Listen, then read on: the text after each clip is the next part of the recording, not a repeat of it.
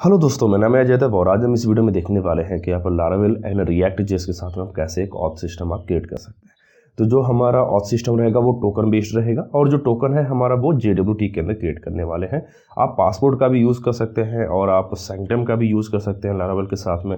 मैं यहाँ पर JWT का यूज़ कर रहा हूँ। हाँ, और फ्रंट एंड के लिए हम जो रिएक्ट जेएस का हम यूज़ करने वाले हैं। तो इसके अंदर हम देखेंगे कि कैसे एक यूज़र लॉगिन हो सकता है, रजिस्टर हो सकता है और अपने डैशबोर्ड को देखेगा और साथ में वो लॉग आउट भी परफॉर्म कर सकता है।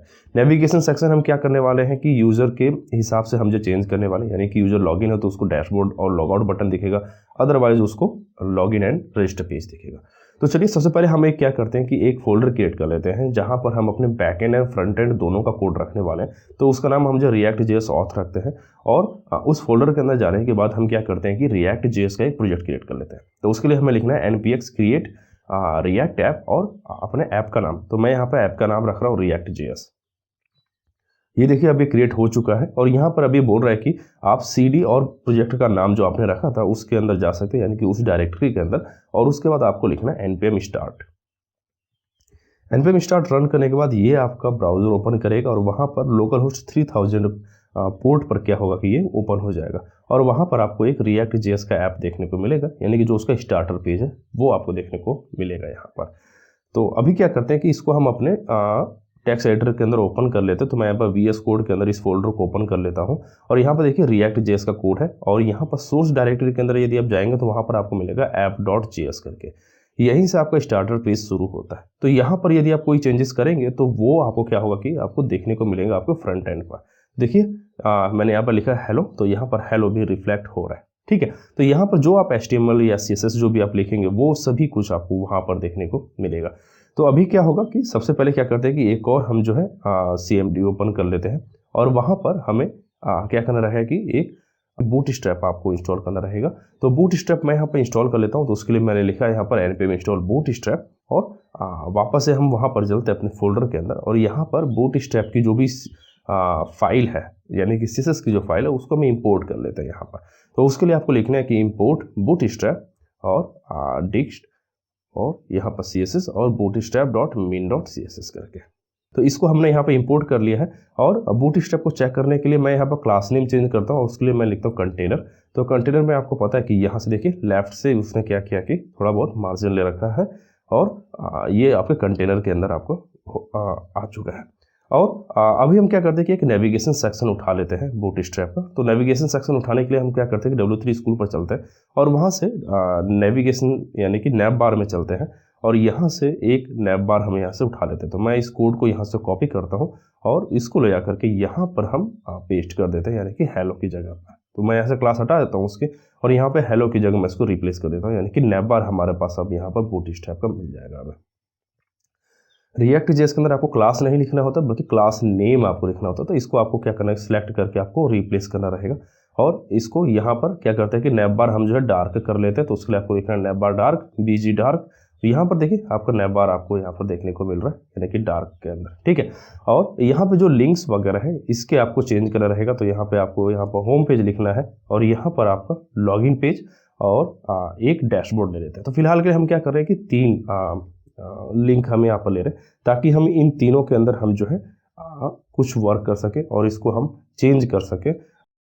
तो अभी हम क्या करते हैं कि npm install react router DOM, हम रिएक्ट राउटर डॉम इंस्टॉल कर लेते हैं। ये हमें क्या करेगा कि एक पेज से दूसरे पेज में स्विच करने के लिए काम आएगा, राउटिंग के काम में। ठीक है, तो उसके लिए आपको चलना है सोर्स डायरेक्टरी के अंदर, index.js के अंदर आपको चलना है और यहाँ पर आपको क्या करना है कि इंपोर्ट कर लेना है आपको रिएक्ट राउटर डॉम से ब्राउजर राउट करके। ठीक है, तो आपको लिखना है यहाँ पर इंपोर्ट ब्राउजर राउट, मैं आप लिख रहा हूँ राउटर और यहाँ पर फ्रॉम कहाँ से, रिएक्ट राउटर डॉम के यहाँ से। तो आपको यहाँ पर लिखना है रिएक्ट राउटर डॉम जो आपने अभी इंस्टॉल किया था। ठीक है, इसको आपको क्या करना है कि जो यहाँ पर रिएक्ट स्ट्रिक्ट मोड है इसको मैं यहाँ पे क्या करता हूँ, इसको रिप्लेस कर देता हूँ ब्राउजर राउटर के साथ में। ठीक है, और फिर इसको सेव करना है। वापस से आपको जाना है app.js के अंदर और यहाँ पर आपको क्या करना है कि इंपोर्ट करना है रिएक्ट राउटर डॉम से कुछ। तो यहाँ पर आपको इंपोर्ट करना है राउट्स और राउट और यहाँ पे लिंक करके। तो लिंक इसलिए ताकि हम क्या कर सके कि उसको रिएक्ट के लिंक के साथ में क्रिएट कर सकें। ए टैग आप यूज नहीं कर सकते रिएक्ट के अंदर, अदरवाइज वो पेज को रीलोड करेगा। तो उसके लिए आपको क्या यूज़ करना है, आपको लिंक यूज़ करना है। यहाँ पर हम एक कंटेनर बना लेते हैं जिसके बीच में आपका पेज जो है लोड होता रहेगा, यानी कि जो पेज आप लोड करेंगे वो पेज यहाँ पर दिखेगा। तो यहाँ पर आपको सभी राउट्स आपको डिफाइन कर लेने हैं। तो मैं उसके लिए लिखता हूँ यहाँ पे राउट्स, और यहाँ पे सिंगल राउट जो होगा हमारा, तो यहाँ पे लिखना है हमें राउट, और यदि पाथ जो है उसका अगर बैकस्लैश हो इस तरीके से, तो आपको क्या लोड करना है, एक एलिमेंट आपको लोड करना है जो कि होम पेज का होगा। तो ये आपका एक पेज होगा, यानी कि कंपोनेंट होगा, जो कि एक फंक्शन का कंपोनेंट हो सकता है या एक क्लास कंपोनेंट हो सकता है, उसको आपको यहाँ पर लोड करना है। तो जो ये होम है, मैं यहाँ पे क्या करता हूँ कि एक फोल्डर क्रिएट कर लेता हूँ और उसका नाम हम यहाँ पर रख देते हैं कंपोनेंट्स, और इसके अंदर हम एक फाइल क्रिएट कर लेते हैं और उस फाइल का नाम हम रखने वाले हैं home.js करके। ठीक है, तो जो भी आप कंपोनेंट बनाएंगे यहाँ पर आपको उस कंपोनेंट का नाम और साथ में उसके JS आपको लगाना रहेगा। तो सबसे पहले क्या करते हैं कि home.js के अंदर हमें एक होम नाम का एक फंक्शन क्रिएट करना रहेगा और उसको एक्सपोर्ट डिफॉल्ट करना रहेगा। होम देखिए यहाँ पर कैपिटल है, तो आपको यहाँ पे कैपिटल रखना है, H जो है उसका, और यहाँ पर मैं यहाँ पे सिंपल होम पेज लिख देता हूँ। ठीक है, और अब इसको क्या करना रहेगा कि हमें इंपोर्ट करना रहेगा अपने app.js के अंदर। तो मैं यहाँ पर इसको इंपोर्ट कर लेता हूँ कि import home from components folder के अंदर से आपको home.js आपको देखना है। तो यहाँ पे आप होम लिख सकते हैं, आप home.js भी आप लिख सकते हैं, और यहाँ पर आपने देखिए होम यहाँ पर आपने लिख दिया। ठीक है, यही सेम आपको क्या करना रहेगा कि आपको लॉगिन का भी क्रिएट करना रहेगा। तो मैं यहाँ पे कॉपी कर लेता हूँ और यहाँ पे पेस्ट करके यहाँ पे इसको रीनेम कर देता हूँ और इसको कर देता हूँ मैं यहाँ पे login.js करके, और होम की जगह हमें यहाँ पे लिखना रहेगा लॉगिन। तो मैं यहाँ पे सिलेक्ट कर लेता हूँ और यहाँ पे लिखता हूँ कि भाई ये हमारा है लॉगिन का पेज। और सेम चीज़ हमें करना रहेगा अपने डैशबोर्ड के लिए भी, क्योंकि हमने 3 लिंक बनाए हुए हैं। तो मैं यहाँ से इसको कॉपी करता हूँ और यहाँ से मैं इसको रीनेम कर देता हूँ और इसका नाम मैं रख देता हूँ यहाँ पे डैशबोर्ड, और जो यहाँ पे फंक्शन है उसका भी नाम हमें चेंज करना रहेगा। तो मैं यहाँ पे इसको कर देता हूँ डैशबोर्ड पेज करके। ठीक है, तो अभी हम क्या करते हैं कि इसको सेव करते हैं और यहाँ पर इसको इम्पोर्ट कर लेते हैं 1 बाय 1 तीनों को। तो मैंने यहाँ पे होम ऑलरेडी इंपोर्ट कर रखा है, तो अभी हमें लॉगिन इंपोर्ट करना रहेगा। तो मैं यहाँ पे लॉगिन और डैशबोर्ड ये दोनों पेज मैं यहाँ से इंपोर्ट कर लेता हूँ। तो यहाँ पर जो हमारा लॉगिन है उसके लिए आपको यहाँ पर लिखना रहेगा लॉगिन, और यहाँ पे डैशबोर्ड के लिए आपको यहाँ पर लिखना रहेगा डैशबोर्ड करके, क्योंकि दोनों का नाम सेम है। इसको हम कॉपी एंड पेस्ट कर लेते हैं और यहाँ पे पाथ की जगह पे आपको देना रहेगा यहाँ पे लॉगिन के लिए, और यहाँ पर आपको लॉगिन जो है जो एलिमेंट है वो आपको लोड करना रहेगा, और एक यहाँ पर डैशबोर्ड के लिए बनाना रहेगा। तो मैं यहाँ पे लिखता हूँ डैशबोर्ड, और यहाँ पे जो हमारा एलिमेंट है वो जो है डैशबोर्ड का हमारा यहाँ पे लोड हो जाएगा। मैं इसको सेव करता हूँ और वापस अपने ब्राउजर पर चलते हैं, और यहाँ पे अभी क्या होगा कि लॉगिन एंड जो हमारा डैशबोर्ड है उस लिंक को भी आपके रिएक्ट के अंदर बदलना रहेगा। तो उसके लिए टैग यहाँ से हटाना रहेगा और वहाँ पर हमें लिखना है लिंक करके। ठीक है, तो इस तरीके से आपको रिएक्ट के अंदर आपको लिखना रहेगा लिंक। हमने देखिए यहाँ पर रिएक्ट राउट और डॉम से ऑलरेडी हमने इंपोर्ट कर रखा है, और href की जगह पे हमें 2 करके लिखना रहेगा। ठीक है, तो यहाँ पे जो हमारा लिंक है इन जो है तीनों को हमें बदलना रहेगा। तो मैं यहाँ पे एक एक करके सिलेक्ट कर लेता हूँ और यहाँ पे लिंक कर देते हैं, और यहाँ पे href, और यहाँ पे हमें लॉगिन लिखना रहेगा, और href की जगह पे हमें 2 लिखना रहेगा। सेम चीज़ हमें डैशबोर्ड के लिए भी करना रहेगा। तो मैं यहाँ पे इसको सिलेक्ट करता हूँ और यहाँ पे लिखता हूँ लिंक, और यहाँ पे जो हमारा href है उसकी जगह पे हमें लिखना रहेगा कि भाई यहाँ पे आपको क्या करना है कि डैशबोर्ड वाले पेज पर चलना है यदि यूज़र इस पर क्लिक करता है। तो इसको हम सेव करते हैं और वापस से यदि हम इस पर क्लिक करते हैं, देखिए ये लॉगिन वाले पेज पे लेके जा रहा है। डैशबोर्ड पर यदि हम क्लिक करते हैं तो ये हमें डैशबोर्ड वाले पेज पे लेके जा रहा है, यानी कि हमारा पेज रीलोड नहीं हो रहा है, ये हमें क्या कर रहा है कि नेविगेट कर रहा है एक पेज से दूसरे पेज में जाने के अंदर। ठीक है, अभी हमें लॉगिन पेज थोड़ा डिजाइन करना रहेगा। तो मैं यहाँ पे क्या करता हूँ कि एक फॉर्म क्रिएट कर लेता हूँ बूटस्ट्रैप का, और यहाँ पे कुछ हमने क्लासेस वगैरह बूटस्ट्रैप की ऐड करती हैं, और यहाँ से हम क्या करते हैं कि W3 स्कूल से हम एक फॉर्म यहाँ से उठा लेते हैं। तो मैं यहाँ से इसको क्या करता हूँ कि जैसे कि ईमेल एंड पासवर्ड का है, तो मैं इसको यहाँ से कॉपी कर लेता हूँ और सेम हम क्या करते हैं कि यहाँ पर पेस्ट कर लेते हैं। ठीक है, इसके अंदर कुछ चेंजेस कर देते हैं, जैसे कि जो हमारा इनपुट है उसको हमें क्या करना रहेगा, क्लोज भी करना रहेगा। तो यहाँ पर मैं इसको क्लोज कर देता हूँ, और जो हमें ये रिमेंबर का है वो हम हटा देते हैं, इसकी हमें कोई नीड नहीं है फिलहाल के लिए। और यहाँ पे टाइप के अंदर हम जब बटन यूज़ कर लेते हैं, क्योंकि हम जब फॉर्म यूज़ नहीं कर रहे हैं सबमिट के लिए, अदरवाइज हम यहाँ पे सबमिट ही रखते हैं, और यहाँ पर हम इसको रख देते हैं लॉगिन के लिए।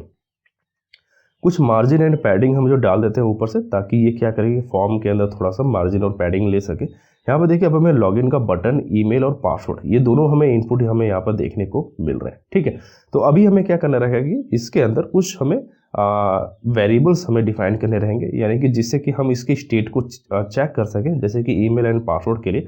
तो मैं यहाँ पर फिलहाल के लिए एक ईमेल एंड जो है सेट ईमेल करके दो मैं बना लेता हूँ यहाँ पे, और यहाँ पे आपको यूज स्टेट आपको करना रहेगा रिएक्ट के थ्रू। तो ये हमारा हुक है रिएक्ट का, जो कि क्या क्या करेगा कि एक वेरिएबल के अंदर, यानी कि जो हमारा ईमेल है या फिर पासवर्ड है, उसकी जो है वैल्यूज़ को वो क्या करेगा कि स्टेट को वो चेंज करने के लिए मदद करेगा। ठीक है, तो यहाँ पर हमने ईमेल एंड पासवर्ड हमने डिफाइन कर लिए, और इसको हमें यहाँ पे बताना रहेगा कि जो ये हमारा इनपुट बॉक्स है, इसके अंदर यदि आप कोई भी चेंजेस करते हो तो आपको क्या करना है कि ईमेल एंड पासवर्ड की वैल्यू को भी चेंज कर लेना है।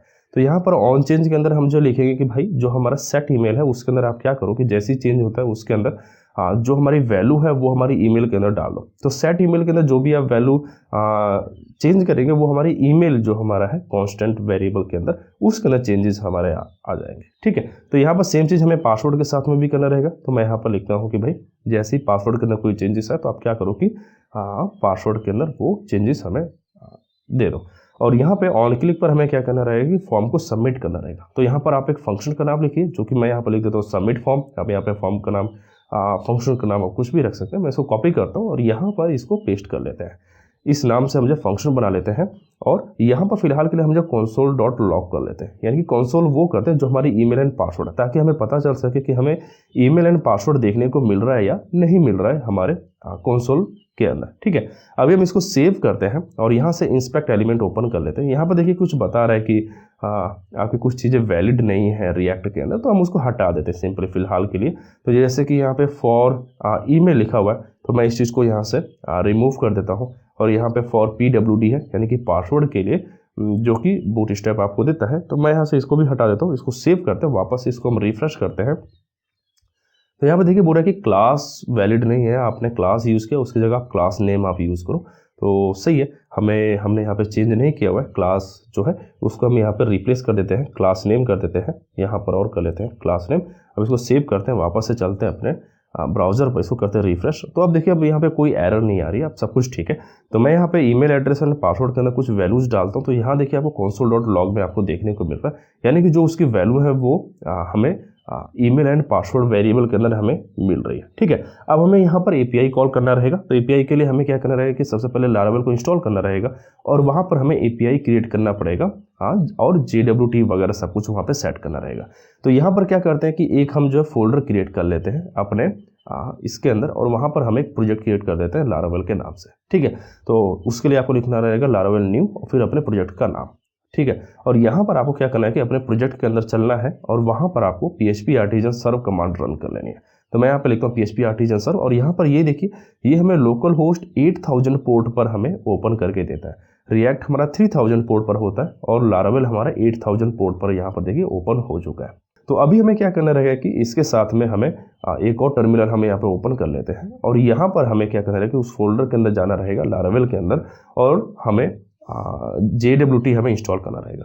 तो JWT इंस्टॉल करने के लिए आपको क्या करना रहेगा कि सबसे पहले आप गूगल कर लीजिए लारावेल JWT करके, और यहाँ पर देखिए ऑथ JWT है ना, रीड डॉक्यूमेंट्स वगैरह करके है। तो इस वाले पेज पर यदि आप जाएंगे तो यहाँ पर ये आपको बताएगा कि आपको कैसे JWT आपको इंस्टॉल करना है। ठीक है, आप इस कमांड से यदि आप अभी आप इंस्टॉल करेंगे, तो मैं क्या कर रहा हूँ कि मैं लारावेल का वर्जन जो है सबसे पहले वो चेक कर लेते हैं। तो मैं यहाँ पर देखिए PHP का जो लारावेल का वर्जन है वो मैं 9.5.1 यूज़ कर रहा हूँ, जो कि लेटेस्ट वर्जन है, और अभी JWT माइग्रेट नहीं हुआ है लेटेस्ट वर्जन पर। तो हमें क्या करना रहेगा कि देखिए यहाँ पर बोल रहा है कि भाई वर्जन मिसमैच वगैरह आ रहा है, बोल रहा है कि इस वर्जन के साथ में अभी ये कॉम्पैटिबल नहीं है। तो या तो आप लारावेल 8 यूज़ कीजिए तो ये कॉम्पैटिबल रहेगा, या फिर आप क्या कर सकते हैं कि यहाँ पर टॉम फॉर डम करके है एक, और JWT ऑथ और डेवलप करके आप यहाँ पर फ्लैग पास करेंगे तो ये हमें इंस्टॉल करके दे देगा JWT। ठीक है, मैं इसको डिस्क्रिप्शन में दे दूंगा, तो आप वहाँ से कॉपी कर सकते हैं। और क्या करेंगे यहाँ पे देखिए पब्लिश कॉन्फ़िग करना, तो यहाँ पे आप कॉपी कर लीजिए सेम चीज़, और यहाँ पे आप इसको पेस्ट कर लीजिए। यहाँ पे देखिए JWT की कॉन्फ़िग के अंदर JWT.php इसने पब्लिश कर दिया है, और यहाँ पे आपको टोकन जनरेट करने के लिए इसने कमांड दिया कि भाई PHP आर्टिजन JWT सीक्रेट आप यहाँ पे जनरेट कर सकते हैं। तो यहाँ पे देखिए ये हमारे टोकन भी कर दिया है। अब हम यहाँ पे जाएंगे क्विक स्टार्ट पर, और यहाँ पर ये हमें गाइड करेगा कि हमें कैसे अपने मॉडल को सेट करना है JWT के लिए। ठीक है, तो यहाँ पर मैं इसको कॉपी कर लेता हूँ और JWT सब्जेक्ट को, और यहाँ पर हमें चलेंगे अपने फ्रंट एंड पर, सॉरी बैक एंड पर, यानी कि लारावेल के अंदर मॉडल के अंदर चलेंगे, और यहाँ पे हमें मिलेगा user.php, और यहाँ पर मैं इसको पेस्ट कर देता हूँ। ठीक है। और यही सेम चीज़ अब हमें इंप्लीमेंट करना रहेगा। देखिए यहाँ पर इसने इंप्लीमेंट किया हुआ है जेरोटरी सब्जेक्ट के लिए, देखिए जो हमने अभी इंपोर्ट किया था उसी चीज़ को। और यहाँ पे नोटिफिकेशन वगैरह सब कुछ है, नोटिफाइबल है देखिए, और हैज़ फैक्ट्री है, हैज़ एपीआई टोकन है। तो हैज़ एपीआई टोकन यानी कि टोकन यदि आप सैंक्टम में बनाना चाहते हो तो आपको सैंक्टम आपको यूज़ कर लेना है। मैं यहाँ पे इसको कॉपी करता हूँ और मैं इसको बॉटम में इसको यूज़ कर लेता हूँ यहाँ पर user.php के अंदर ही। तो यहाँ पे जेरोटरी आइडेंटिफायर वगैरह सब कुछ इसने सेट कर दिया है। अब इसने बोला है कि auth.php के अंदर आपको कुछ चेंजेस करने रहेंगे। तो आपको चलना है अपने लारावेल के अंदर कॉन्फ़िग फोल्डर के अंदर, और वहाँ पे मिलेगा आपको auth.php, और यहाँ पर आपको कुछ चेंजेस करना रहेगा। तो जैसे यहाँ पे डिफ़ॉल्ट के अंदर गार्ड्स के अंदर आपको वेब नहीं, अब आपको एपीआई लिखना है। और यहाँ पे गार्ड्स के अंदर जो यहाँ पे इसने एपीआई लिखा हुआ है उसकी जगह पे आपको लिखना है वेब लिखा हुआ है उसकी जगह आपको लिखना है एपीआई, ठीक है। और जो हमारा ड्राइवर है इसकी जगह पे आपको जेडब्ल्यूटी करना है। तो मैं यहाँ पे इसको जेडब्ल्यूटी कर देता हूँ और फिर वापस इसको हम सेव कर लेते हैं। अब कुछ चेंजेस उसने बोला है कि भाई अब आप राउटर के अंदर आप जो है ये चीज़ डाल सकते हैं api.php के अंदर। अदरवाइज सबसे पहले क्या करते हैं कि हम एक कंट्रोलर बना लेते हैं ऑथ कंट्रोलर करके। तो उसके लिए आपको लिखना php आर्टिजन मेक कंट्रोलर और अपने कंट्रोलर का नाम जो कि है ऑथ कंट्रोलर। अब ऑथ कंट्रोलर आपको कहाँ मिलेगा? यदि आप जाएंगे ऐप फोल्डर के अंदर, लारावेल के अंदर ऐप फोल्डर के अंदर, http फोल्डर के अंदर, और वहाँ पे आप जाएंगे कंट्रोलर्स फोल्डर के अंदर, तो वहाँ पर आपको देखने मिलेगा ऑथ कंट्रोलर, ठीक है। और यहाँ पे हमें लारावेल क्या कर रहा है कि यहाँ पे डॉक्यूमेंटेशन के अंदर दे रहा है कि ये चीज़ आप क्या कर सकते हैं कि फंक्शंस उसके अंदर बना सकते हैं। तो मैं यहाँ पे उसका सेम फंक्शन कॉपी कर लेता हूँ टाइम सेव करने के लिए। और यहाँ पर देखिए उसने बना रखा है कंस्ट्रक्टर है, लॉगिन वाला है, और लॉगिन के अंदर देखिए यहाँ से टोकन वगैरह जनरेट कर रहा है। रिस्पॉन्स विद टोकन यहाँ पे एक फंक्शन बनाया हुआ है बॉटम में, और यहाँ पर ये एक्सेस टोकन, टोकन टाइप और एक्सपायरी ऑन भी यहाँ पे पास कर रहा है। यहाँ पे आप चाहेंगे तो आप यहाँ पे यूजर की डिटेल भी आप भेज सकते हैं। तो यूजर की डिटेल भेजने के लिए आपको लिखना है ऑथ यूजर प्लस, अब ये यूजर की डिटेल भी साथ में भेजेगा जब वो टोकन भेजेगा।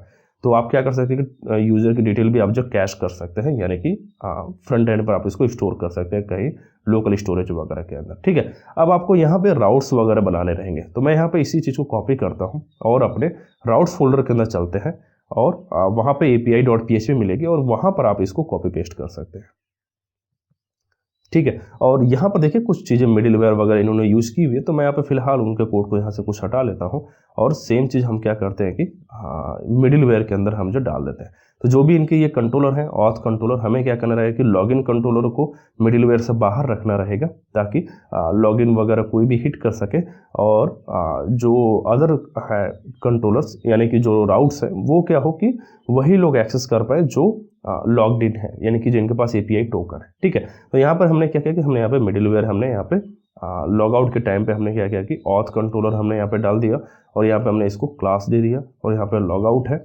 और सेम चीज़ यहाँ पे आप जो है कॉपी पेस्ट कर सकते हैं लारावेल 9 के हिसाब से या फिर लारावेल 8 के हिसाब से। तो लारावेल 8 के अंदर क्या करते हैं कि हम ऑथ कंट्रोलर के अंदर हम जो ग्रुप बना देते हैं, आप इसको लारावेल 9 के हिसाब से करेंगे तो आप जो कंट्रोलर का ग्रुप ही बना सकते हैं, बट मैं इसको फिलहाल के लिए ऐसे ही लिख देता हूँ। और यहाँ पे आपको इंपोर्ट करना रहेगा। तो यहाँ पर आपको इंपोर्ट करना है भाई, ये हमारा है ऐप http कंट्रोलर्स फोल्डर के अंदर ऑथ कंट्रोलर, ठीक है। और सेम चीज़ आपको लॉगिन के अंदर भी करना रहेगा। तो जो हमारा एपीआई है आप चाहें तो इस मिडिलवेयर के अंदर भी डाल सकते हैं लॉगिन के अंदर। मैं इसको बाहर ही रख देता हूँ क्योंकि बाद में क्या हो सकता है कि आपको मिडिलवेयर एपीआई के साथ में आप ऑथ भी आप चाहेंगे तो यहाँ पर डाल सकते हैं मिडिलवेयर के साथ में।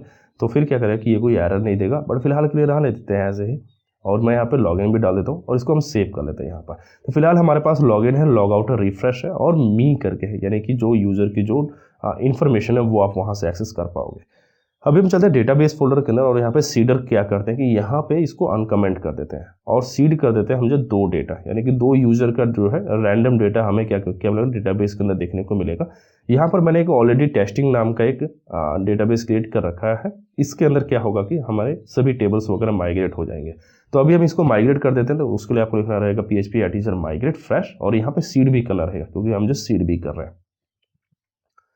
तो यहाँ देखिए बोल रहा कि कनेक्शन अभी चल नहीं रहा है शायद, क्योंकि हमें XAMPP सर्वर स्टार्ट करना रहेगा। तो मैं इसको यहाँ से स्टार्ट कर देता हूँ अपाची, और यहाँ पे MySQL। अब देखिए अभी स्टार्ट हो चुका है। हम यहाँ से वापस से हम इसको रन करते हैं। तो अब देखिए अभी टेबल्स यहाँ पे माइग्रेट हो चुकी है, ठीक है। तो अभी हमें क्या करना रहेगा कि फ्रंट एंड पर अब हमें API कॉल करना रहेगा। तो API कॉल करने के लिए हमें क्या चाहिए होगा कि Axios वगैरह चाहिए होगा, ठीक है।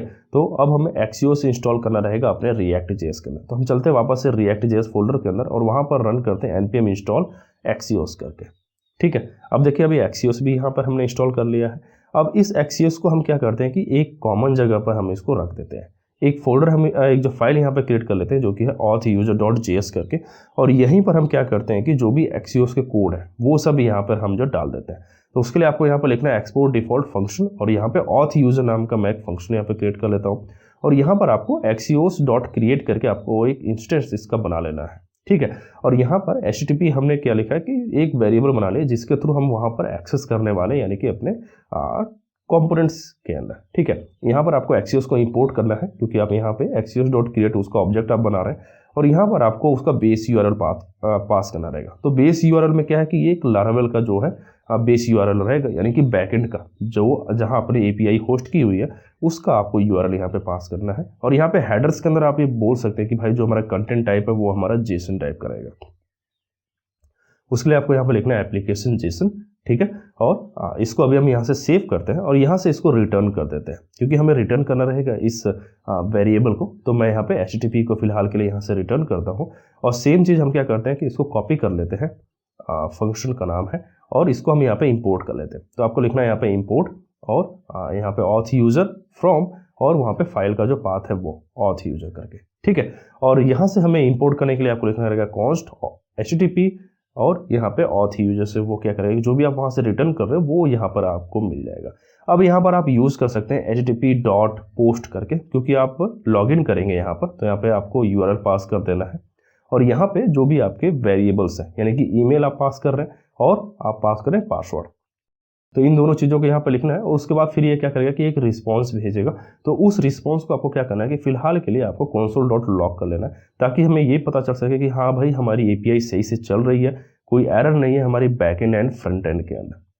तो अभी हम इसको करते हैं सेव, और वापस से चलते हैं हम अपने फ्रंट एंड पर। यहाँ पर देखिए डेटाबेस के अंदर मैं आपको पहले दिखा दूँ यहाँ पर कि यूजर्स टेबल के अंदर क्या है कि कुछ डेटा है। यहाँ पर देखिए यहाँ पर कुछ डमी डेटा है, तो मैं यहाँ पर क्या करता हूँ कि इसको रिप्लेस कर देता हूँ, और यहाँ पर कुछ ऐसा डेटा लिखते हैं जो मुझे ब्राउज़र क्या करे कैश में हो ऑलरेडी। तो यहाँ पे टेस्ट है test.com हमने डाल दिया सिंपल सा। यहाँ पे ईमेल के अंदर देखिए मुझे यहाँ से मिल जाएगा, तो टाइप नहीं करना रहेगा, जो कि हमारा टाइम सेविंग रहेगा। तो मैं यहाँ पर वापस से नेटवर्क टैब ओपन कर लेता हूँ, और मैं यहाँ पे करता हूँ लॉगिन पर क्लिक।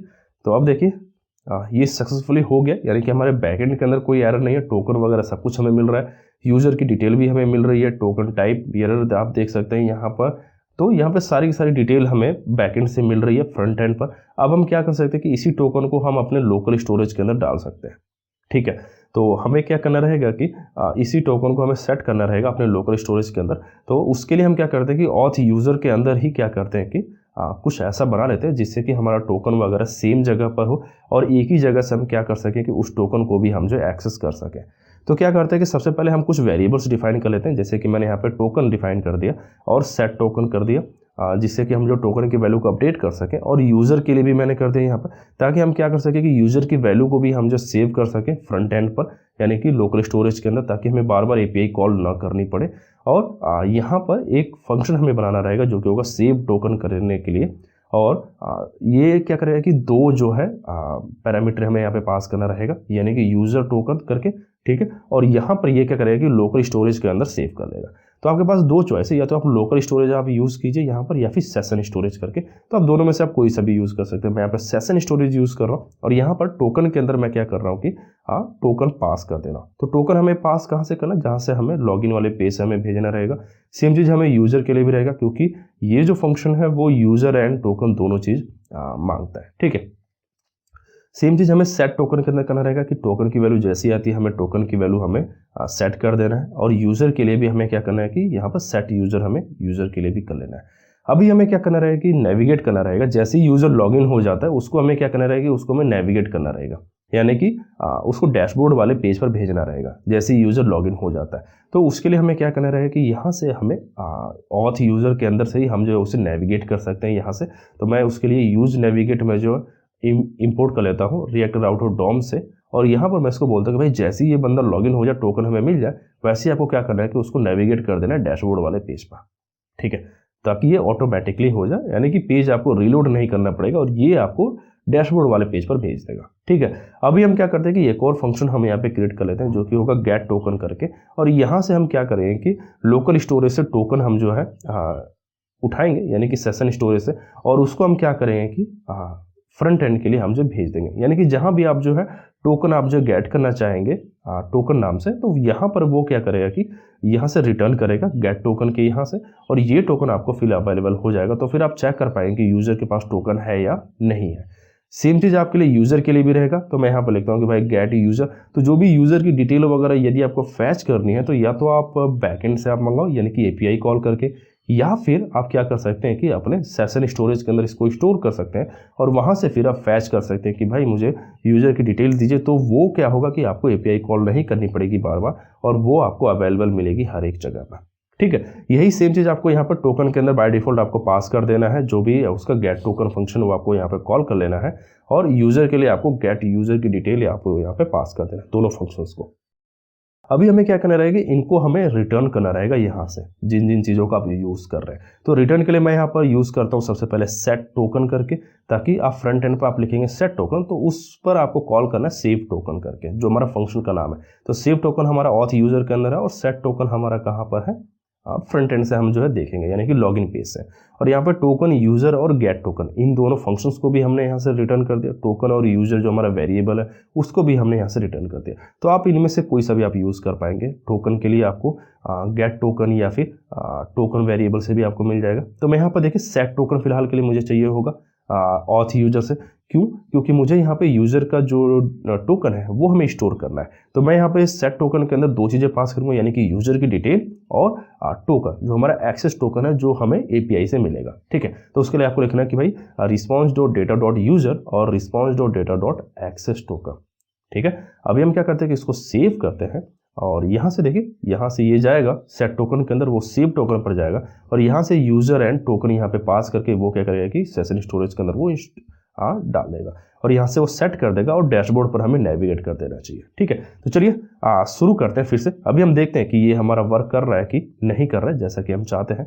यहाँ पर एप्लीकेशन के अंदर जाएंगे आप, तो यहाँ पर सेशन स्टोरेज आप ओपन कर सकते हैं। लोकल स्टोरेज के अंदर जाएंगे तो यहाँ पर यदि आप लोकल स्टोरेज आप यूज़ करें तो आपको वहाँ पर मिलेगा। सेशन स्टोरेज के अंदर जाएंगे तो आपको सेशन स्टोरेज के अंदर जाना रहेगा। यहाँ पर देखिए test.com, और मैं यहाँ पे पासवर्ड डालता हूँ, लॉगिन पे क्लिक करता हूँ। तो अब देखिए यहाँ पर दो डिटेल्स आपको मिल रही है, एक तो यहाँ पर टोकन और यहाँ पे यूज़र की डिटेल। और यहाँ पे देखिए आप डैशबोर्ड वाले पेज पर आ चुके हैं, क्योंकि हमने नेविगेट किया हुआ था। ठीक है, तो जैसा हमने चाहा था लगभग वैसा ही हो रहा है। यदि आप यहाँ से क्लियर कर देंगे तो अभी लॉग आउट हो चुका है, बट अभी भी ये डैशबोर्ड वाले पेज पर ही है, यानी कि वो डैशबोर्ड पेज को एक्सेस कर पा रहा है यदि वो लॉगिन हो या नहीं हो। ठीक है, तो यूजर हमारा यहाँ पे लॉग इन हो चुका है, बट अभी भी वो क्या करेगा कि डैशबोर्ड वाले पेज को देख पा रहा है। तो अभी हमें चलना रहेगा अपने app.js के अंदर, और यहाँ पर हमें बोलना रहेगा कि यदि यूजर के पास टोकन नहीं हो तो वो क्या करे कि वो हमें लॉगिन वाले पेज को शो करे, या फिर डैशबोर्ड पर नहीं दिखना चाहिए, यानी कि डैशबोर्ड पेज को वो एक्सेस ना कर पाए। तो यहाँ पर आपको क्या करना है कि ऑथ यूजर को आपको इंपोर्ट करना है, और यहाँ पर उसका जो गेट टोकन फंक्शन है उसके थ्रू आपको क्या करना है कि उसका टोकन आपको देखना है, और देखना है कि भाई चेक करना है कि क्या उसके पास टोकन है। तो यहाँ पर लिखना है इफ गेट टोकन अगर नहीं हो तो आपको क्या करो, आप जो रिटर्न कर दो उसको लॉगिन वाले पेज पर। ठीक है, तो यदि उसके पास टोकन नहीं होगा तो वो क्या होगा कि वो टोकन लॉगिन वाले पेज पर चला जाएगा। इसको सेव करते हैं। अब देखिए यहाँ पर ये लॉगिन वाले पेज पर है। ठीक है, अभी हमें होम पेज वगैरह दिख नहीं रहा है, और ऐसा इसलिए है क्योंकि हमने ऐसा ही लिखा हुआ है कि आपको लॉगिन वाला पेज ही दिखना चाहिए। तो उसके लिए मैं क्या करता हूँ कि एक जो है नेविगेशन सेक्शन मैं अलग से बना लेता हूँ, क्योंकि मैं होम पेज दिखाना चाहता हूँ यदि यूज़र अगर लॉगिन नहीं हो तो भी। तो मैं यहाँ पे एक फोल्डर क्रिएट कर लेता हूँ जो कि है navbar, और यहाँ पे guest.js करके बना लेते हैं। guest.js के अंदर वो राउट्स होंगे जो लॉगिन नहीं होने पर दिखाई देंगे। ठीक है, तो उसके लिए हम क्या करते हैं कि यहाँ से कुछ चीज़ें कॉपी कर लेते हैं इसको, और वहाँ पर guest.js के अंदर हम ले जा करके इसको पेस्ट कर देते हैं। ठीक है, और इसमें से कुछ चीज़ें हटा देते हैं, क्योंकि हमने होम को कॉपी पेस्ट किया हुआ है यहाँ पे। तो फंक्शन का नाम हमें रखना है गेस्ट, और यहाँ पे टोकन हमें नहीं रखना है, इसको हम हटा देते हैं। और यहाँ से हमें डैशबोर्ड वगैरह हटाना रहेगा, यहाँ से लिंक हटा देते हैं डैशबोर्ड का, और यहाँ पे जो राउट है डैशबोर्ड का वो भी हम हटा देते हैं, क्योंकि गेस्ट को हमें दिखाना नहीं है। ठीक है, और यहाँ से डैशबोर्ड यहाँ से हटा देते हैं, फाइल हमें इंपोर्ट करने की अब ज़रूरत नहीं है, CSS की कोई ज़रूरत नहीं है, बूटस्ट्रैप की। यहाँ से इस कोड को हटा देते हैं, और बॉटम में यहाँ पर ऐप है तो यहाँ से आपको गेस्ट करना है, गेस्ट आपको यहाँ पे एक्सपोर्ट कर देना है। ठीक है, अभी हम इसको करते हैं सेव, और यहाँ पे ऑथ यूज़र को भी हटा देते हैं। तो सेम चीज़ हमें ऑथ के लिए भी करना रहेगा। तो यहाँ पर हम क्या करते हैं कि सबसे पहले हम जो है गेस्ट को हम यहाँ पे इम्प्लीमेंट कर लेते हैं। तो मैं यहाँ पर गेस्ट के लिए मैं यहाँ पे इंपोर्ट कर लेता हूँ। तो आपको यहाँ पर लिखना है गेस्ट और नैपबार और गेस्ट को, और यहाँ पे लॉगिन की जगह आपको लिख देना है गेस्ट करके, ठीक है। तो यदि उसके पास टोकन नहीं होगा तो वो क्या करेगा कि वो जो है यहाँ पर देखिए क्या करेगा कि ये कंपोनेंट होम उसका पाथ नहीं मिल रहा है उसको, क्योंकि हमने क्या किया कि हमने इसको एक फोल्डर के अंदर डाला। तो आपको एक और बाहर आना रहेगा, यानी कि एक और डॉट यहाँ पे लगाना रहेगा। तो मैं इसको सेव करता हूँ। यहाँ पे देखिए अब आपको लॉगिन पेज और होम पेज आपको दिख रहा है, यानी कि यूज़र लॉगिन नहीं है तो उसको क्या होगा कि उसको लॉगिन एंड होम पेज दिखेगा। और सेम चीज़ हमें क्या करना रहेगा कि ऑथ के लिए भी करना रहेगा। तो मैं यहाँ पे इसको कॉपी करता हूँ और यहाँ पे इसको पेस्ट कर देते हैं और यहाँ पर लिख देते हैं इसको ऑथ करके। तो यदि यूज़र के पास टोकन होगा तो क्या होगा कि वो ऑथ पर जाएगा, अदरवाइज वो गेस्ट पर रहेगा, यानी कि जो हमारा लॉगिन वाला पेज है उस चीज़ पर। तो यहाँ पर आपको क्या करना है कि आपको डैशबोर्ड आपको लिखना है कि भाई यहाँ पर डैशबोर्ड पेज रहेगा, होम है, और यहाँ पर लॉगिन की जगह आपको लिखना है डैशबोर्ड, और यहाँ से आपको डैशबोर्ड दिखाना है नेविगेशन सेक्शन पर। तो होम एंड डैशबोर्ड वो क्या करेगा कि वो देख पाएगा, और यहाँ से आपको पाथ डैशबोर्ड पर लेके जाना है, और यहाँ से एलिमेंट जो है वो जो डैशबोर्ड का रहेगा, ठीक है। और यहाँ से एक्सपोर्ट करना है गेस्ट की जगह पर हमें यहाँ पर लिखना रहेगा ऑथ करके, और फंक्शन का नाम हमें करना रहेगा ऑथ। तो अब ये हमने क्या किया, हमने ऑथ का भी बना लिया है, सेम चीज़ जैसा हमने गेस्ट का बनाया था। तो हमें अब क्या करना रहेगा कि यहाँ से इस कोड की हमें ज़रूरत नहीं है, मैं इसको यहाँ से हटा देता हूँ, इसकी भी हमें कोई ज़रूरत नहीं है, तो इसको भी हम यहाँ से हटा देते हैं। और यहाँ से हम क्या करते हैं कि यहाँ पर हमारा रहेगा ऑथ करके, ठीक है। और इसको हमें इंपोर्ट करना रहेगा टॉप पर। तो जो हमारा गेस्ट है इसी को मैं डुप्लीकेट कर लेता हूँ और यहाँ पर लिखते हैं कि यहाँ पर है हमारा ऑथ, और यहाँ पे गेस्ट की जगह हमने यहाँ पे लिख दिया ऑथ करके, ठीक है। और यहाँ से कुछ फाइल्स हैं जो हमने इंपोर्ट की हुई हैं उसको हम यहाँ से हटा देते हैं, क्योंकि अब हमें इनकी ज़रूरत नहीं है। हमने इसको मूव कर दिया है नैपबार फोल्डर के अंदर। अभी हम इसको करते हैं सेव, और वापस से हम यहाँ पे क्या करते हैं कि हम लॉगिन करते हैं और देखते हैं कि हमें डैशबोर्ड वाले पेज पर लेके जा रहा है या नहीं जा रहा है। करते हैं इसको लॉगिन।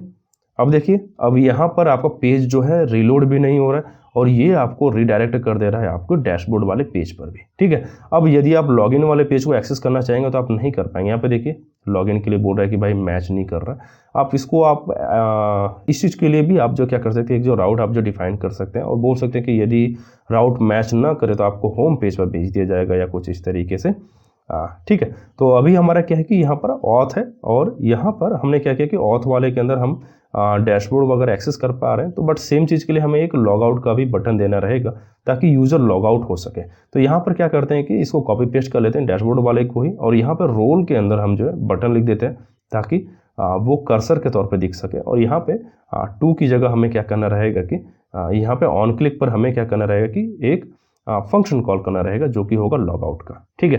तो यहाँ पर हम लिखते हैं ऑन क्लिक, और ऑन क्लिक पर क्या करना है कि यूजर को लॉग आउट कर देना है। तो उसके लिए आपको लिखना है कि भाई लॉग आउट यूजर। अभी हम इसको कॉपी कर लेते हैं और इस सेम नाम से हमें फंक्शन बनाना रहेगा यहाँ पर टॉप पर। तो यहाँ पर मैं इसको बनाता हूँ कॉन्स्ट और लॉग आउट यूजर, यानी कि जो हमारा फंक्शन का नाम है, और यहाँ पर हमें क्या करना रहेगा कि लॉग आउट करना रहेगा। तो यहाँ पे सबसे पहले हमें चेक करना रहेगा कि क्या यूजर के पास टोकन है या नहीं है। यदि टोकन नहीं है तो क्या करेगा कि वो लॉग आउट नहीं करेगा, अदरवाइज अगर वो अनडिफाइंड है टोकन तो क्या करेगा कि यदि टोकन अनडिफाइंड नहीं है यानी कि टोकन है तो वो उसको लॉग आउट करेगा। तो यहाँ से हमें टोकन फैच करना रहेगा पहले ऑथ यूज़र के यहाँ से, जो हमने फाइल बनाई हुई है जहाँ पे हम अपने टोकन को स्टोर कर रहे हैं। और यहाँ पर देखिए यहाँ पर हमें क्या करना है कि ऑथ यूज़र के अंदर ही हम क्या करते हैं कि यहाँ पे एक लॉग आउट का कोड लिख देते हैं।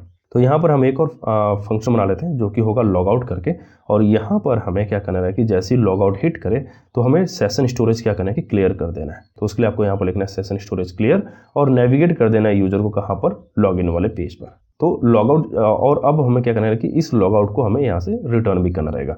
तो यहाँ पर देखिए हमने लॉग आउट का फंक्शन बना दिया है और हमने यहाँ से रिटर्न भी कर दिया। तो अब हम इसको यहाँ पर एक्सेस कर पाएंगे। तो मैं यहाँ पर टोकन के बगल में मैं यहाँ पर लिख देता हूँ लॉग आउट, और इस चीज़ को हम यहाँ पर क्या करते हैं कि यदि टोकन अनडिफाइंड हो तो वहाँ पर आपको लॉग आउट फंक्शन आपको कॉल कर देना है, क्योंकि यूजर लॉग आउट होना चाहता है, ठीक है। अभी हम इसको सेव करते हैं, इसको हम करते हैं यहाँ से रिफ्रेश, और यहाँ पे देखिए अभी हमारा लॉग्ड इन यूज़र है। मैं यहाँ पर आपको सेशन स्टोरेज में यहाँ पर ओपन करके दिखाता हूँ। तो यहाँ पर आप चलेंगे, यहाँ पर एप्लीकेशन को आप ओपन कर लीजिए। यहाँ पर देखिए टोकन वगैरह है, मैं यहाँ पर लॉग आउट पर क्लिक कर रहा हूँ।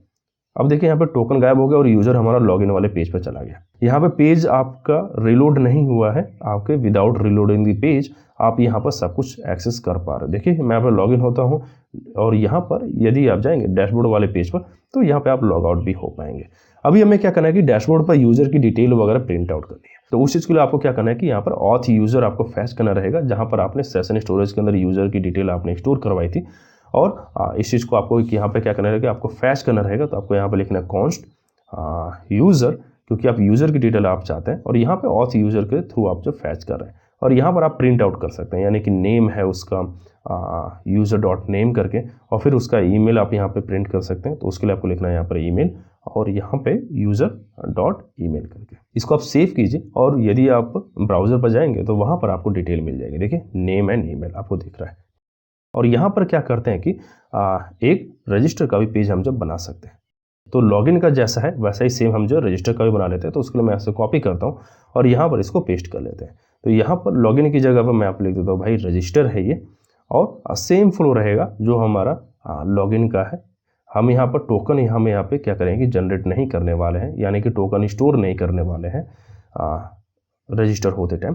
और यहाँ पर जो हमारी फील्ड है, एक हमें नेम की भी फील्ड चाहिए होगी, क्योंकि यूज़र का नेम भी हमें चाहिए होगा, उसका ईमेल चाहिए होगा, उसका पासवर्ड चाहिए होगा। और यदि आप चाहेंगे तो आप यहाँ पे कन्फर्म पासवर्ड का भी आप डाल सकते हैं, एक और फील्ड। मैं यहाँ पे इसको शॉर्ट ही रखता हूँ, यानी कि छोटा ही रखता हूँ। तो यहाँ पर मैं यहाँ पे सिर्फ ईमेल एंड उसका जो यूज़र नेम है वो मैं यहाँ पे यूज़र से मांग लेता हूँ। ठीक है, तो यहाँ पे ईमेल की जगह मैं यहाँ पे रिप्लेस कर देता हूँ, यहाँ पे कर देते हैं नेम, ईमेल की जगह पे एड्रेस यहाँ से हटा देते हैं। और यहाँ पे जो उसका टाइप है वो जो है टेक्स्ट हो जाएगा। और यहाँ पर क्या है कि सेट ईमेल की जगह हमें लिखना है सेट नेम करके। ठीक है, तो अभी हमने नेम भी हमने यहाँ से पास कर दिया है जो हमें करना था। और सेम चीज़ से अब हमें एपीआई बनानी रहेगी रजिस्टर के नाम से। तो सबसे पहले क्या करते हैं कि इसको यहाँ पे लिंक भी दे देते हैं रजिस्टर का। तो मैं यहाँ पे इसको बोलता हूँ कि भाई एक हमारी रजिस्टर फाइल है, वो आपको लोड करना है रजिस्टर वाले लिंक पर। ठीक है, तो एक यहाँ पर नैप बार के अंदर एक लिंक भी बना देते हैं। उसके लिए आपको यहाँ पर लिखना है लॉगिन रजिस्टर वाले पेज पर, और यहाँ पे लॉगिन की जगह आपको करना है रजिस्टर। और राउट के अंदर आपको क्या करना है कि एक और राउट यहाँ पे डिफाइन कर देना है। यहाँ पर हमारा रहेगा रजिस्टर, और जो हमें एलिमेंट शो करना है वो है रजिस्टर का। यहाँ पे थोड़ी बहुत क्या करते हैं कि कुछ पैडिंग वगैरह डाल देंगे, हम चाहेंगे बाद में तो रजिस्टर वाले पेज के अंदर। यहाँ पे देखिए जो हमारा ईमेल एड्रेस वगैरह है, तो हम यहाँ पे पैडिंग वगैरह डाल सकते हैं, यानी कि मार्जिन टॉप कर सकते हैं। तो इससे क्या होगा कि जो हमारा विजिबिलिटी है थोड़ा सा वो ठीक रहेगी वहाँ पर। यहाँ पर देखिए रजिस्टर करना रहेगा, मैं यहाँ पर रजिस्टर कर देता हूँ। और ऑन सबमिट पर क्या है कि आपको रजिस्टर आपको हिट करना है। तो हमारा जो रजिस्टर्ड यूआरएल है उसके अंदर आपको जाना रहेगा, यानी कि एपीआई के अंदर। और जैसे ही यूज़र रजिस्टर हो जाता है आपको उसको नेविगेट करना है लॉगिन वाले पेज पर कि आप रजिस्टर हो चुके हैं, अब आप लॉगिन हो जाइए। और यहाँ पे यूज़ नेविगेट आपको करना रहेगा। आप चाहते हैं कि रजिस्टर होने के बाद क्या हो कि यूज़र लॉगिन हो जाए, तो आपको क्या करना है कि आपको टोकन वगैरह फिर आपको सेंड करना रहेगा रजिस्टर के साथ में। तो मैं यहाँ पे टोकन वगैरह यूज़ नहीं कर रहा हूँ फिलहाल के लिए रजिस्टर के लिए, मैं यहाँ पे इसको रीडायरेक्ट कर रहा हूँ अपने लॉगिन वाले पेज पर। ठीक है, इसको हम सेव करते हैं। और क्या करते हैं कि हमें ये रजिस्टर हमें पेज हमें बनाना रहेगा बैकएंड पर। तो उसके लिए हम चलते हैं routes.php के अंदर, api.php के अंदर। और यहाँ पर एक और हम जो है यूआरएल हम यहाँ पे क्रिएट कर देते हैं, यानी कि एपीआई क्रिएट कर देते हैं, जो कि होगा रजिस्टर करके। ठीक है, पोस्ट मेथड है इसका भी। और आप अपने कंट्रोलर के अंदर चलेंगे, यानी कि ऑथ कंट्रोलर के अंदर, और वहाँ पर आपको जो लॉगिन का है वैसा ही आपको क्या करना है कि आपको रजिस्टर के लिए भी आपको क्रिएट करना रहेगा। तो मैं यहाँ पर लॉगिन की जगह मैं इसको लिख देता हूँ रजिस्टर। और यहाँ पर हमें नेम चाहिए होगा, तो मैं यहाँ पे नेम ले लेता हूँ, नेम, ईमेल एंड पासवर्ड। और यहाँ पे हमें टोकन जनरेट करने की बजाय हमें क्या करना है कि यूज़र को स्टोर करना है अपने बैकएंड के अंदर, यानी कि डेटाबेस के अंदर। तो यहाँ पर मैं लिखता हूँ कि भाई ऑथ यूज़र क्रिएट और क्रेडेंशियल्स उसकी हम पास कर देते हैं वहाँ पे। और यहाँ पे रिटर्न रिस्पॉन्स के अंदर हम जो क्या करते हैं कि एक सक्सेसफुल मैसेज दे देते हैं कि भाई हमने क्या किया कि हमने एक यूज़र क्रिएट कर लिया है। यहाँ पे फंक्शन का नाम हमने चेंज कर दिया है। और अब हम इसको करते हैं सेव, और हम इसको क्या करते हैं कि फ्रंट एंड से अब हम इसको एक्सेस करने की कोशिश करते हैं। यहाँ पे जो हमारा यूज़र है उसको मैं इंपोर्ट भी करना रहेगा, यानी कि जो हमारा मॉडल है अभी हमने इसको इंपोर्ट नहीं किया, तो मैं इसको यहाँ पे इंपोर्ट कर देता हूँ। अब यही सेम यूज़र क्या होगा कि यहाँ पर आएगा क्रिएट के अंदर, और फिर वो उसको क्रिएट कर देगा। ठीक है, आप यहाँ पे वैलिडेशन वगैरह सब कुछ चेक कर सकते हैं अपने हिसाब से, आप वो देख लीजिएगा। यहाँ पे बोल रहा है कि यूज़ नेविगेट काम नहीं कर रहा है, यानी कि यू हमने कैपिटल कर दिया वैसे तो, बट मैं क्या करता हूँ कि ऑथ यूज़र के यहाँ से ही कॉपी पेस्ट कर लेते हैं इस चीज़ को। तो मैं यहाँ पे चलता हूँ ऑथ यूज़र, यहाँ पे मैंने यूज़ किया हुआ है, तो मैं इसको यहाँ पे पूरी लाइन को मैं ऐसे कॉपी कर लेता हूँ, और इसको हम रजिस्टर में ही जा करके पेस्ट कर देते हैं यहाँ पर डॉम के अंदर। और इसको हम यहाँ पे पेस्ट करते हैं। अब देखिए यहाँ पे यू जो है स्मॉल लेटर है, सिर्फ उतने का ही फ़र्क है। बट मैं इसको यहाँ पे कर देता हूँ यूज़ नेविगेट। अब हम इसको वापस से सेव करते हैं और वापस से चलते हैं पूरे ब्राउज़र पर। तो अब देखिए यहाँ पर रजिस्टर पेज आ रहा है आपको। इंस्पेक्ट एलिमेंट हम जो ओपन कर लेते हैं ताकि हमें नेटवर्क के अंदर हम जो देख सकें इसको कि क्या क्या चीज़ें हमें मिल रही हैं यहाँ पर। ठीक है, यहाँ पर हम फिलअप करते हैं और रजिस्टर पर क्लिक करते हैं। तो अब देखिए यहाँ पर कुछ एरर आ रहा है, बोल रहा है कि अनऑथेंटिकेटेड है, यानी कि क्या होगा कि वो उस पर मिडिलवेयर रन कर रहा है हमारा जो बैकएंड का है। तो उसको हमें हटाना रहेगा। तो उस चीज़ के लिए आपको चलना है ऑथ कंट्रोलर के अंदर और रजिस्टर के इस नाम को कॉपी कर लेना है जो आपका फंक्शन है, और यहाँ पे एक्सेप्ट करना जो आपका कंस्ट्रक्टर है उसके अंदर लॉगिन के बगल में आपको डाल देना रजिस्टर का भी, कि भाई आपको लॉगिन एंड रजिस्टर पर आपको चेक नहीं करना टोकन को। हम वापस से हिट करते हैं। अब देखिए फिर से कोई एरर आई है और ये बोल रहा है कि फील्ड नेम जो है मिल नहीं रहा है उसे, और ऐसा इसलिए हो सकता है क्योंकि पेलोड में वो गई नहीं है। देखिए यहाँ पे पेलोड के अंदर ईमेल एंड पासवर्ड है, तो फ्रंट एंड से हमें भेजना रहेगा नेम को भी, अदरवाइज उसको पता नहीं कि भाई नेम क्या है आपका। तो यहाँ पर देखिए हमने ईमेल एंड पासवर्ड ही भेजा हुआ है, यहाँ पर नेम हमने नहीं भेजा है। तो यहाँ पर आपको नेम भी लिखना रहेगा। आप इसको सेव कीजिए और वापस से हम क्या करते हैं कि इसको हिट करते हैं। तो अब देखिए अब ये लॉगिन वाले पेज पर जा चुका है। रजिस्टर वाले पेज में आपको ईमेल नेम एंड पासवर्ड मिल रहा है, सक्सेसफुल का मैसेज आ चुका है।